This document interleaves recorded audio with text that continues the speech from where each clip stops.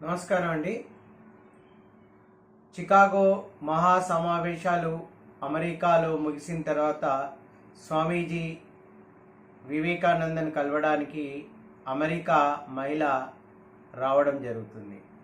ఆమె వస్తూనే స్వామి వివేకానందతో ఈ విధంగా అంటుంది, స్వామీజీ ఐ లవ్ యూ అని అనడంతోనే స్వామీజీ షాక్ అయ్యి వై అని స్వామి వివేకానంద అనడం జరుగుతుంది. స్వామీజీ మీరు అందం నేను అందం, మన ఇద్దరం పెళ్లి చేసుకుంటే పుట్టబోయే బిడ్డ మరింత అందంగా ఉంటాడు అనే విషయం ఆమె చెప్పడం జరుగుతుంది.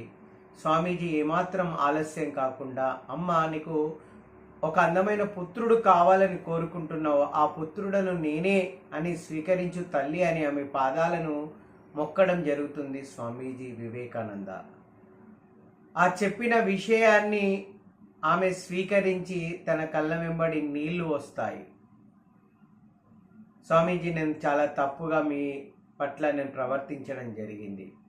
అప్పుడు స్వామి వివేకానంద గారు చెప్పడం జరుగుతుంది ఏమని అంటే, మీరు పాశ్చాత్య దేశంలో ఉండే ప్రతి ఒక్కరు కూడా మీ దేశాలను ఫాదర్ల్యాండ్గా చూస్తారు, కానీ మా దేశము మేము మదర్ల్యాండ్గా పిలుస్తాము, మాతృదేశంగా మేము చూస్తాము.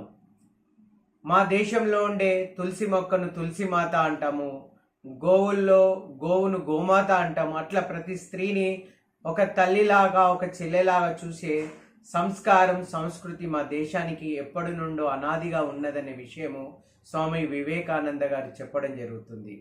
అదేవిధంగా మన పాఠశాలలో కూడా మనం చదువుకునే రోజుల నుండి ప్రస్తుతం కూడా భారతదేశము నా మాతృభూమి, భారతీయులందరూ నా సహోదరులను ప్రతిరోజు ప్రతిజ్ఞ చేస్తూ ఉంటాము.